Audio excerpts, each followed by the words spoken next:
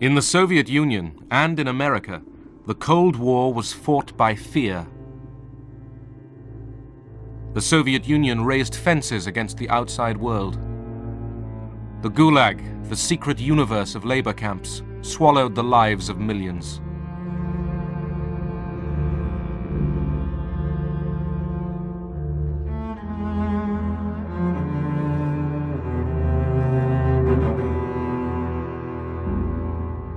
Both sides turned their fear inwards against their own people. They hunted the enemy within.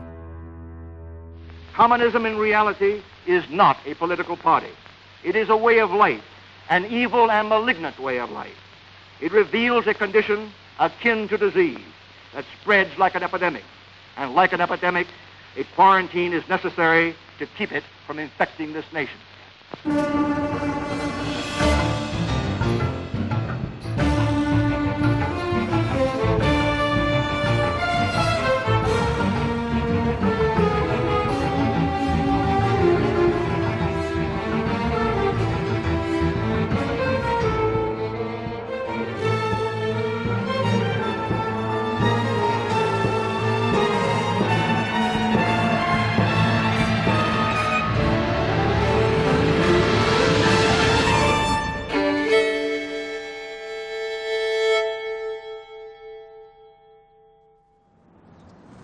The Cold War made America renew its values, invent new images for American virtue.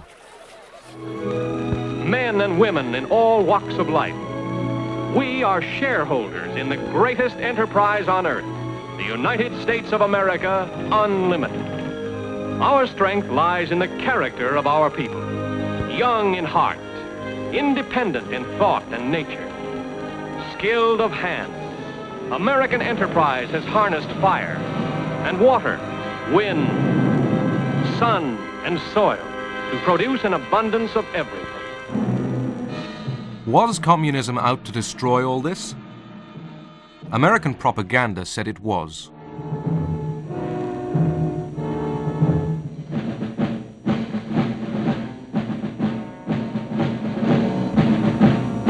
Stalin said, "The whole world is aware that the Soviet Union demobilized its forces after the war." Beware the big lie. At home, Americans feared red subversion. Congress revived the House Committee on Un-American Activities. In 1947, the committee investigated Hollywood, factory of America's imagination. Ever observed any communistic information in any scripts? Well, I've turned down quite a few scripts because I thought they were tinged with communistic ideas. They haven't attempted to use me, I don't think, because apparently they know that I'm not very sympathetic to communism. There has been a small group within the Screen Actors Guild which has consistently opposed the policy of the Guild board and officers or the Guild itself as evidenced by the vote on various issues. That small clique has been referred to, has been discussed as more or less following the tactics that we associate with the Communist Party. If I had my way about it, they'd all be sent back to Russia or some other unpleasant place.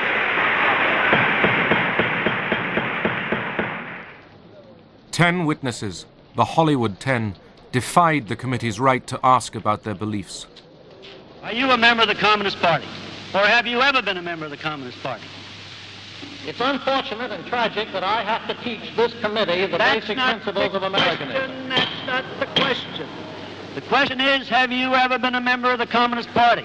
I'm framing my answer in the only way in which any American citizen can frame his then answer you denied, to a question then which you, invades his, absolutely invades then his you right. denied, you refused to answer that question. Is that correct? I have told you that I will offer my beliefs, my affiliations, and everything else to the American public, and they will know where I stand, as they do from what I have written. Stand away from the stand. For Americanism for many years, and I shall stand away from the stand. Fight for the Bill of Rights, which you are trying to take destroy. This man away from the stand. Others from the film industry demonstrated their support for the constitutional rights of the 10. Are you or have you ever been a member of the Communist Party? I believe I have the right to be confronted with any evidence which supports this question. I should like to see what you have. Oh, well, you would. Yes. Well, you will pretty soon. The witness is excused. Either you completely cooperated with the committee, which meant saying yes or no to the question about whether you were a communist or ever had been. And if the answer was yes, as it was in my case, we knew the next question was who else was, and we certainly didn't want to go into that. The 10 were imprisoned. With hundreds more, they were blacklisted, their livelihoods taken away. People generally in Hollywood were pretty scared to have anything to do with us, whereas before we went to prison, they had not been nearly as scared, and there were plenty of undercover arrangements that were made to write scripts under pseudonyms for a good deal less money than you were accustomed to being paid. There were a couple of possible suicides as a result of it. There were a good deal of misery. Americans feared that the enemy would take advantage of their freedoms, that agents of communism were undermining America. A Soviet spy ring unearthed in 1946 led investigators to Alger Hiss, who had been a wartime foreign policy advisor. He was accused of passing secrets to the Soviet Union by a former communist, Whittaker Chambers. Have you ever seen this individual who is standing? I have. Do you know him? I identify him. In 1935 was the last time that you saw him. According to my best recollection, not having checked the record. Now, will you remain standing a moment, Mr. Hiss? Do you know? Hiss firmly denied that he had betrayed his country. New evidence of communist activities in government circles is promised by the House Committee on Un-American Activities. Microfilm reportedly found in a pumpkin on a Maryland farm is examined by investigator Stripling and Congressman Nixon. Richard Nixon, an ambitious young Republican, was convinced that Hiss was lying. It is the intention of the Committee on Un-American Activities to pursue this investigation until we put the spotlight on those high officials in the State Department who are responsible for selling this country down the river. Hiss was jailed for perjury. Nixon's name was made. He turned his crusade against communism into a weapon for Republicans. It was what made him. It paved the way for his whole career afterwards. Anti-communism was a gut issue with Nixon. I mean, it was something he believed sincerely and deeply, but of course he was a politician too. And he was a Republican politician, and the soft on communism issue was hurting the Democrats. And of course he used it. He would have been a fool not to. In America, patriotic enthusiasm for the democratic way of life reveals itself in a monster loyalty parade in New York. Everyone from vets to youngsters reveals his inborn dislike of communism. Anti-communism became the language for a new, more defiant vision of America.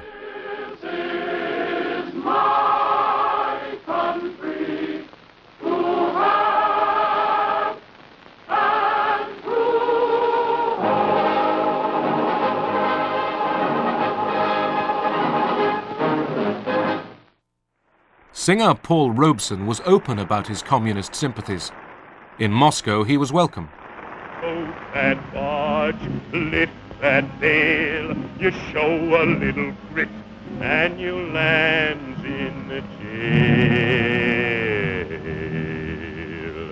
But I keeps laughing instead of crying. I must keep fighting until I'm dying, and old man River, he'll just keep a rolling on.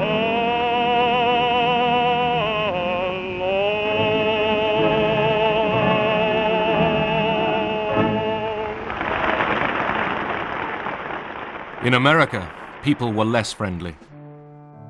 Veterans of the American Legion turned out to demonstrate in 1949 when Robeson was due to sing in a concert at Peekskill, New York. The police expected trouble. The slogans of the demonstrators, it went, go back to Russia, you white niggers, for instance, over and over. Commies, niggers, Jews. You got in, but you're not going to get out alive.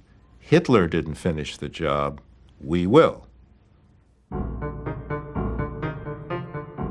The concert turned into a riot.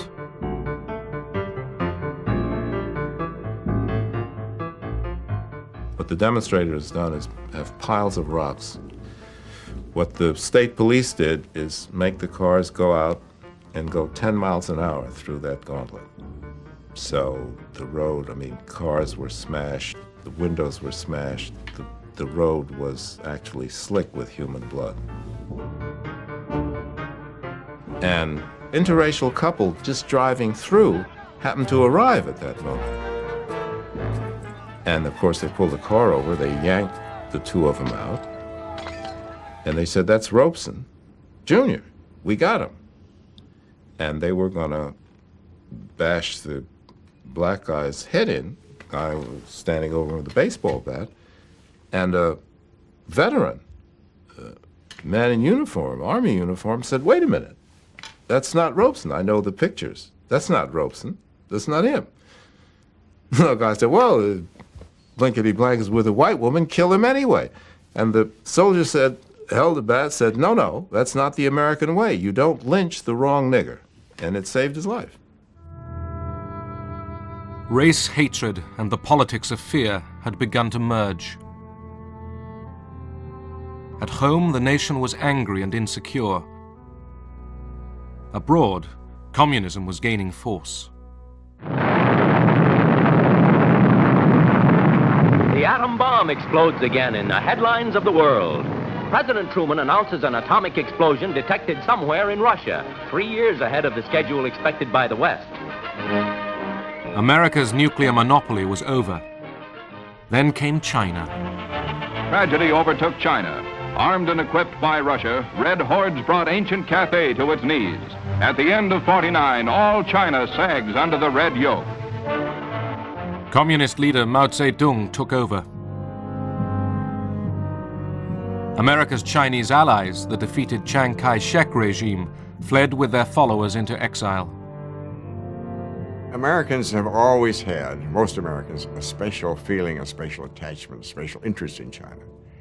So it seemed incredible to most Americans, uninformed Americans, that this country which we had lavished so much care and affection on, who we thought was so friendly, so many of their people had studied in America and so on, should turn communist, turn over to the other side.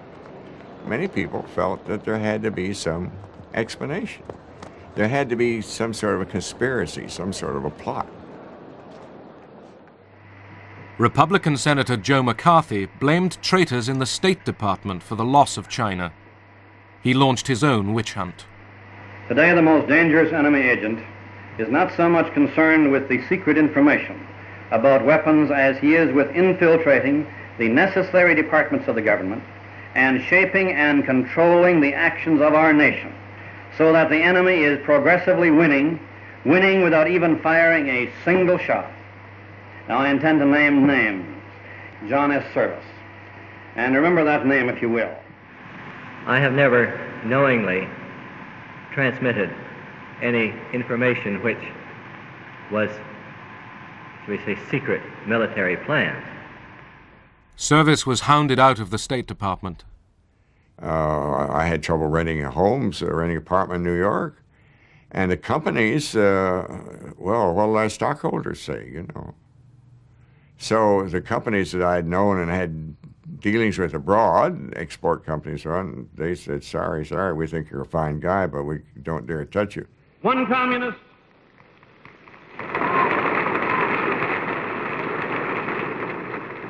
One communist on the faculty of one university is one communist too many.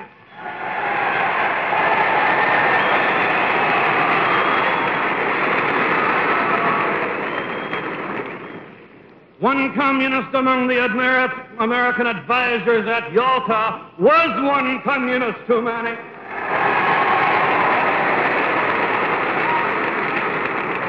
And even if there were only one communist in the State Department, even if there were only one communist in the State Department, that would still be one communist too many.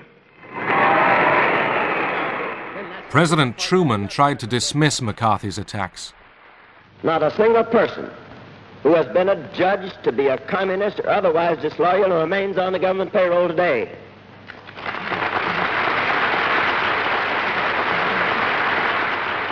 We're not going to turn the United States into a right-wing totalitarian country in order to deal with a left-wing totalitarian threat.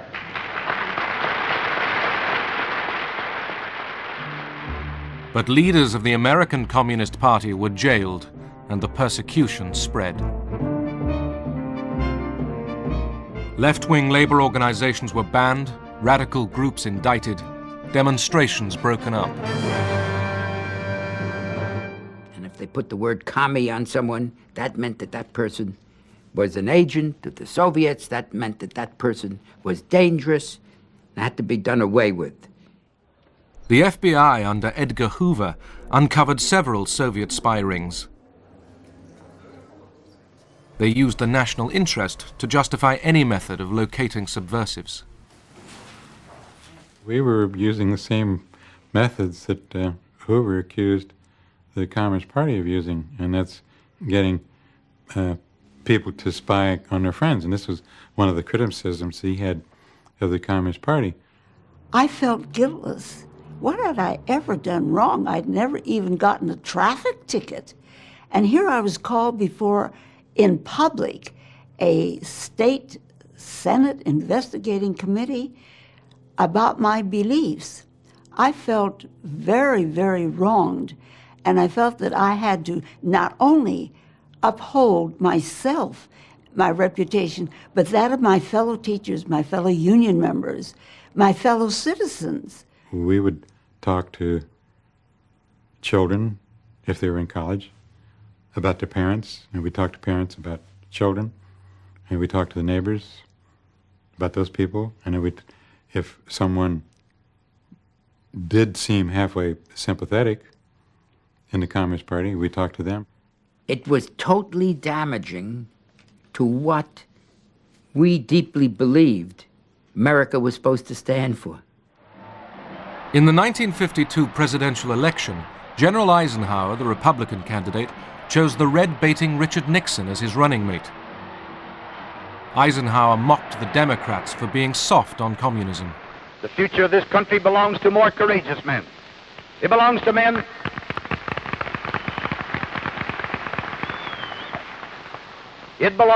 who know that freedom's fight must be forever, relentless, uncompromising, and fair. It belongs to men who, today, are ready to bear spiritual and intellectual arms against an alien army of communist ideas. To get elected, Ike needed the support of Joe McCarthy and his right-wing followers. I spent about half an hour with the general last night. Well, I can't report that we agreed entirely on everything.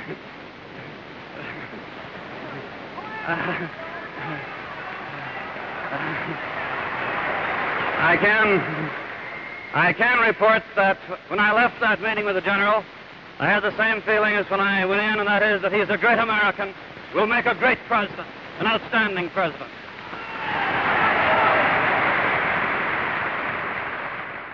Right from the beginning, he detested Joe McCarthy. McCarthy was the first-class demagogue, and Eisenhower just couldn't stand that type of person.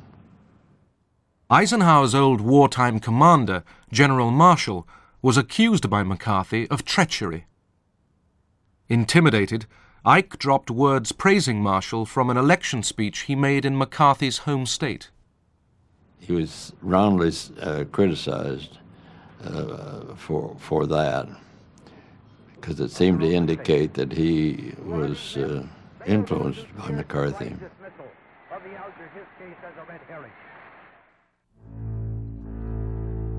In 1953, two Americans, Julius and Ethel Rosenberg, were convicted of spying for the Soviet Union. They were sentenced to death. They had young children, and their fate roused protests in America and across the world. For some young lawyers, the sentence breached the Constitution. They sought judges to get a stay of execution.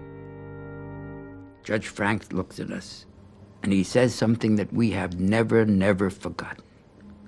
He said, "If I were as young as you are, I would be sitting there saying the same things you're saying, arguing the same points you're arguing, making the same argument that these planned executions are invalid.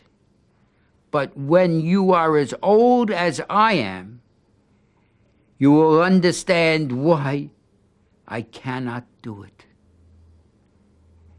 And he stands up, turns his back to us, walks away, and we're devastated. We began to sense something which in later years we understood so clearly, and that was that Jerome Frank, as the leading liberal judge, was terrorized himself and frightened by the atmosphere of fear in the country. That if he, as a liberal, would do something to save Julius and Ethel Rosenberg's life, he would be charged as a commie. The Rosenbergs were executed. He died quickly. There didn't seem to be too much life left in him when he entered behind the rabbi. He seemed to be walking in a cadence of steps, as if keeping in time with the muttering of the 23rd Psalm. She died a lot harder. When it appeared that she had received enough electricity to kill an ordinary person and had received the exact amount that had killed her husband, the doctors went over and pulled down the cheap prison dress, a little dark green printed job, and placed the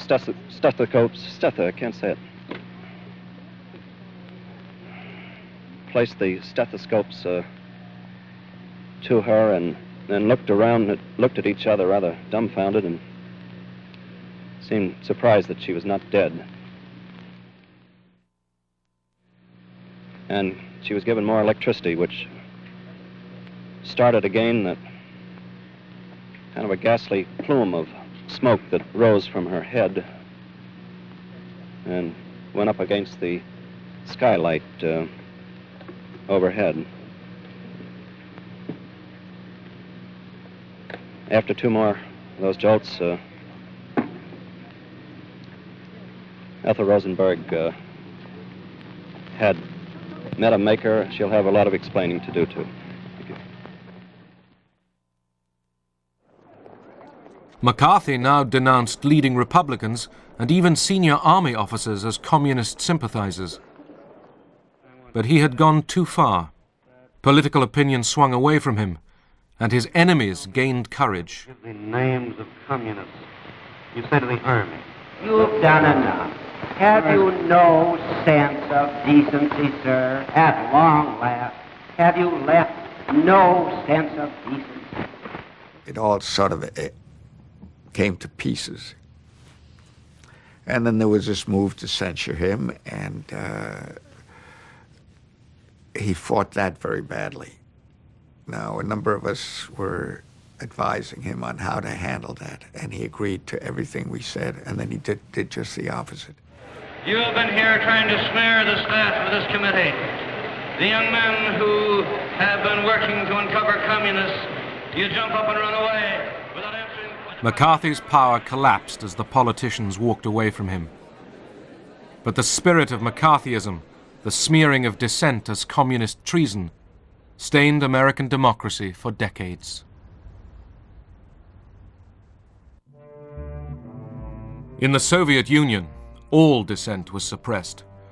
The Cold War heightened tensions and reinforced fears, not just of internal subversion, but of another world war.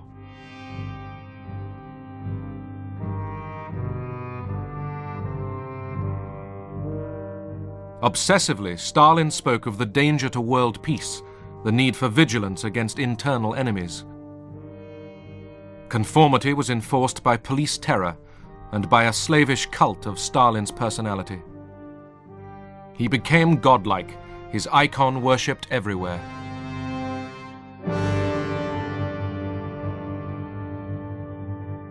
For those who did not conform, there was silence and death behind the barbed wire.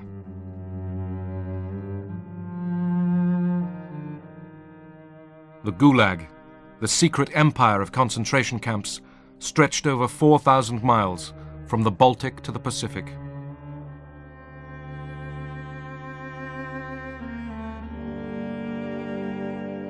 In the Cold War years, the camps continued to devour the lives of millions.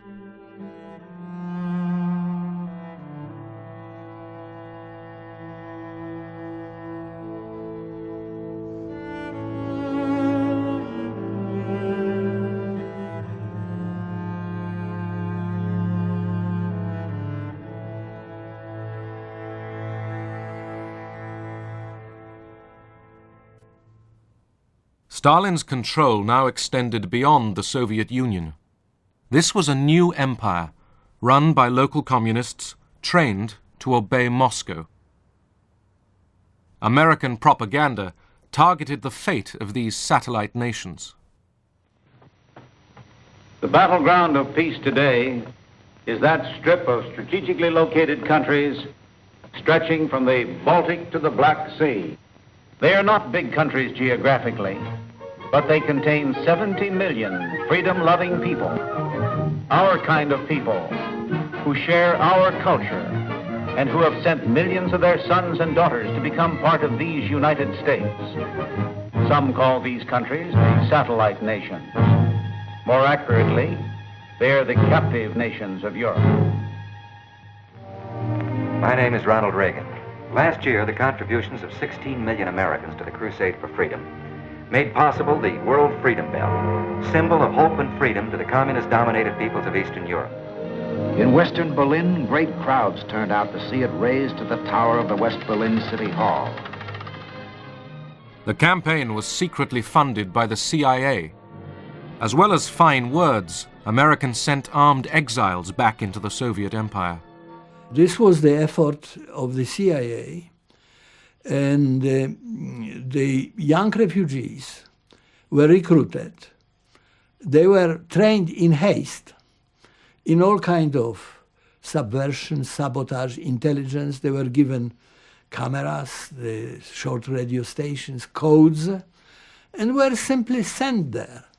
But the regime did penetrate all these training camps, and the reception committee was waiting for these people and arresting them. Zbierane, żądane przez wywiad amerykański, jak zdjęcia, dokonywane obiektów przemysłowych, mostów, torów kolejowych. Niechaj tę prawdę. For the Polish authorities, these intrusions justified even harsher repression. The party called for vigilance against spies and saboteurs.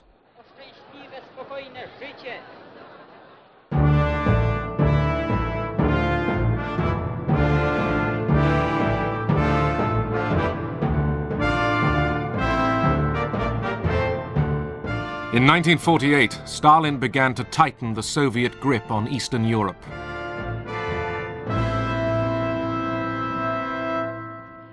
In Yugoslavia, Marshal Tito had defied Stalin and broken away from the Soviet bloc.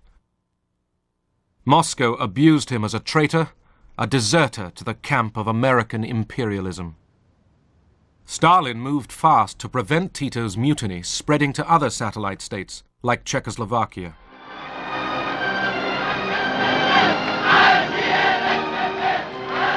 At first, the satellites were allowed to find their own paths to communism. Now, Stalin forced the Soviet model on them all. Everyone must march, shout, obey.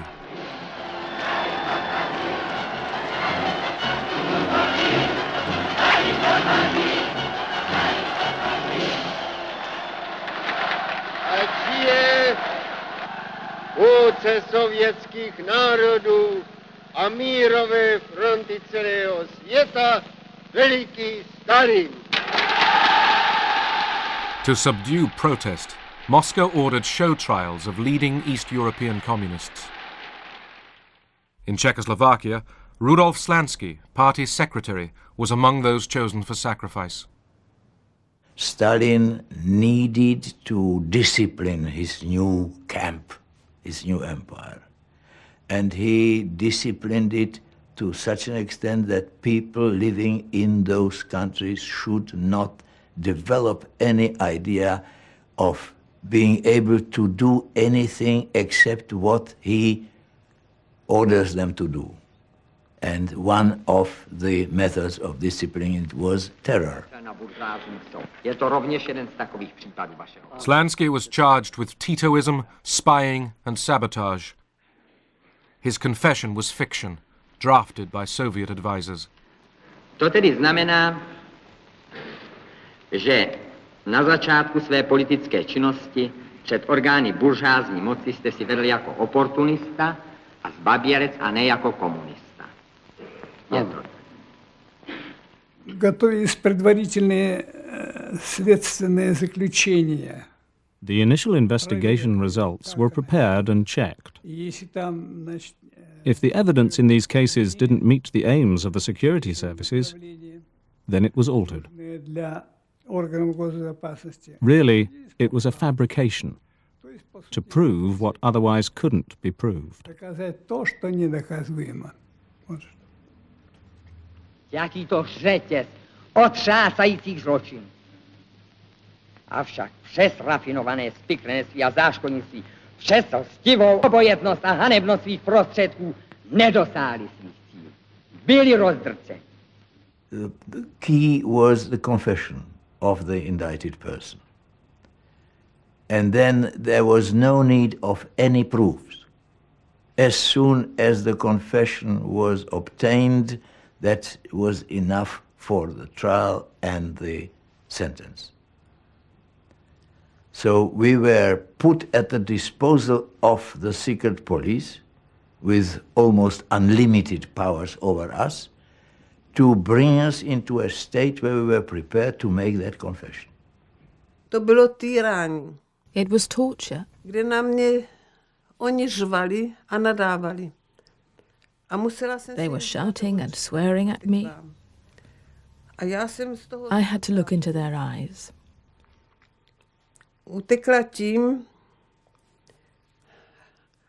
At the beginning, I avoided this, but then I had to repeat their obscenities.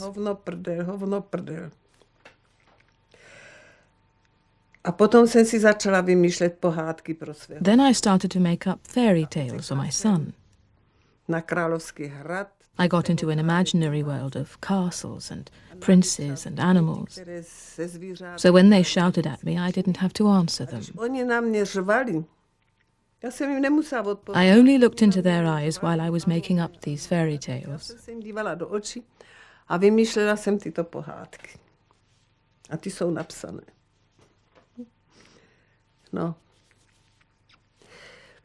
Není to lehké. It's not easy. Já se nelituju. I don't feel sorry for myself.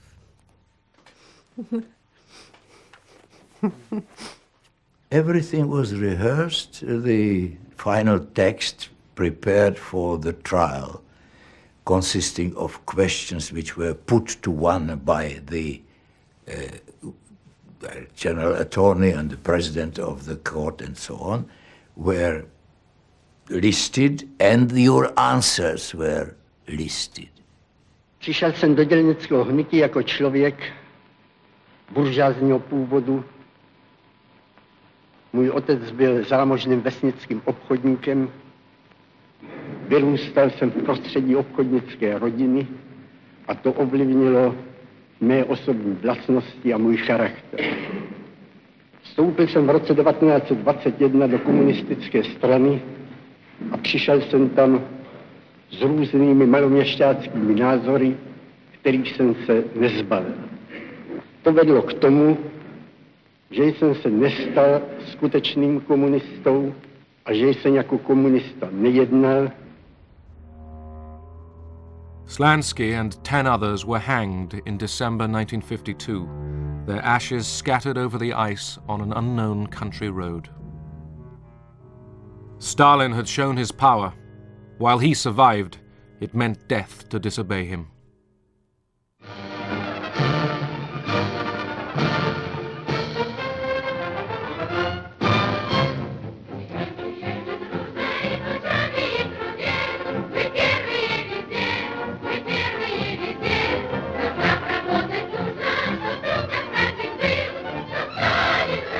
In the Soviet Union itself, culture and science were kept insulated from the infection of all Western influence. The arts, painting, literature, music, were regimented by the doctrine of socialist realism.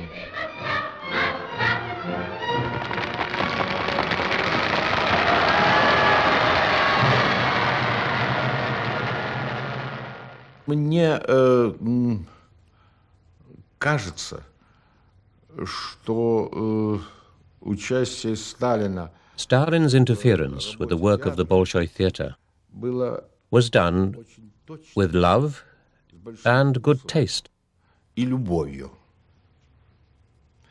Но то, что он But the fear that it created, страх and the fact that people were under his spell, и преклонение перед этим, this produced a lot of negative effects. оно и давало It not only made people nervous, противное, что but destroyed the principles of art. оно и ломало искусство и принципы нашего искусства. Fear of Stalin's disapproval paralyzed the creative arts.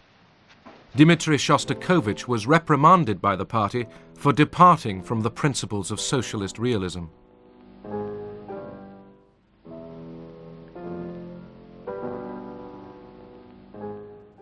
Official art showed the Soviet Union as a promised land of plenty and of opportunity, guided by wise and selfless leaders. But those who discussed real change, even in private, like Susanna Pechuro and her student friends, risked punishment. Мы очень много рассуждали об этом. We discussed a lot. And we came to the conclusion that what was happening then was completely different from what we were taught to believe. Соответствует тому, что нам рассказывают. It wasn't socialism. Что это никакой не социализм. Susanna joined a secret discussion group. Aged 17, she was arrested, charged with treason and terrorism. 3 of her friends were executed. Говорят, собирайся, поедешь. They said, get ready.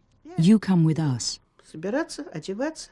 I went to get dressed behind the screen in the room, and I clearly realized then that I would not be coming back. At that moment, I could see myself in the prison cell. Later, when I really was in the prison cell, I kept thinking back to that moment.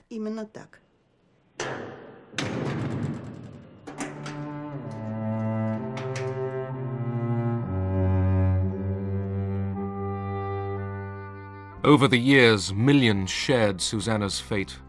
They vanished, often without trace. Even to ask about them was to risk arrest. И это то страшное, что я до сих пор не позволяю себе вспоминать, если я... There are some things that are so awful, I don't let myself remember them. Because if I do, I can't sleep for weeks. Детей... They pulled children out of the arms of their screaming mothers and then beat the mothers. The children just disappeared. They never knew what happened to them afterwards. There was nothing more awful than that, even though I saw them killing people and anything else they felt like doing. Все что угодно было.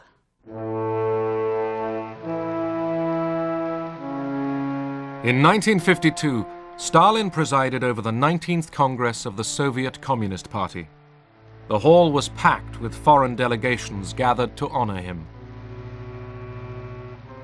Stalin was old now, but still the unchallenged leader of world communism. Cold War, military competition with America, was already putting a heavy load on Soviet society. In public, Stalin's analysis of the world class struggle was hopeful. И тем облегчить свою работу. Потому, повторюсь, что сама буржуазия, главный враг освободительного движения, стала другой, изменилась серьезным образом, стала более реакционной, потеряла связи с народом и тем ослабила себя. Понятно, что это обстоятельство должно также облегчить работу революционных и демократических партий. But Stalin still feared the enemy within. He saw treachery everywhere. Above all, he suspected so-called cosmopolitans, mostly Jewish intellectuals and professionals who had already been persecuted for their Western contacts. Сталину нужен был внутренний враг. Внутренний враг. Stalin needed an internal enemy, на которую можно было взвалить бы. A fifth column that could be blamed for the difficult situation in the country. И евреи как раз вполне подходили для роли этой. And the Jews fitted that role very well. Евреи были, так сказать, традиционно как-то, но имели. Because many Jewish families in the post-war years had someone in the United States, relatives or acquaintances. В послевоенные годы был кто-то, кто когда-то уехал в Соединенные Штаты, какие-то родственники. So to present Jews as the fifth column, agents of American imperialism, was very convenient. Американского империализма, как они писали, было очень удобно. In January 1953, 9 Kremlin doctors were accused of plotting with Western intelligence to kill Soviet leaders. Я должен сказать, что, конечно, все это было спровоцировано. The doctor's plot was instigated with Stalin's approval. Это операция против врачей. Stalin had been suspicious of doctors for a long time before that. Недоверие. Так что это болезненное такое состояние. This was all due to his illness, made worse by his old age, and by his lifelong ideology that the enemies who always surround you should be constantly eliminated. Врагов, которых без конца вокруг тебя много. One of the doctors, Yakov Ettinger, died under torture. His son was arrested and interrogated. Они хотели добиться от меня какого-то признания. They wanted me to make a confession, to make a statement that I was in the know, фактов преступного неправильного лечения моим отцом. that I was familiar with certain facts which showed that my father and other doctors were wrongly treating certain patients. Я у некоторых бывал, они добивались от меня этого признания. Но They wanted me to make this kind of statement, but they didn't get it from me, even though twice I was sent to the punishment cell. Два раза я сидел в карцере. 5 of the 9 doctors were Jewish. The affair inflamed Russian anti-Semitism. Jews were denounced and purged throughout the medical profession and beyond.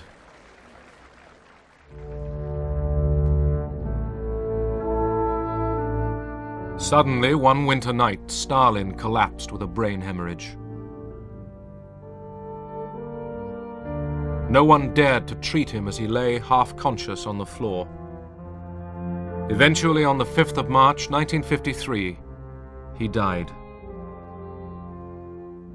Воспринималось нами. Like the majority of people, we saw it as a tragic event. В народе вообще как событие, конечно, трагическое и очень It caused a lot of anxiety. вызывающее большую тревогу, потому что все уже How were we going to live now? считали, что как, собственно, можно жить вообще, когда рухнули When the foundations of our lives were shattered? нашего общества, нашей жизни, поскольку была настолько создана The image of Stalin created by propaganda was of someone who was irreplaceable. создан такой облик незаменимости.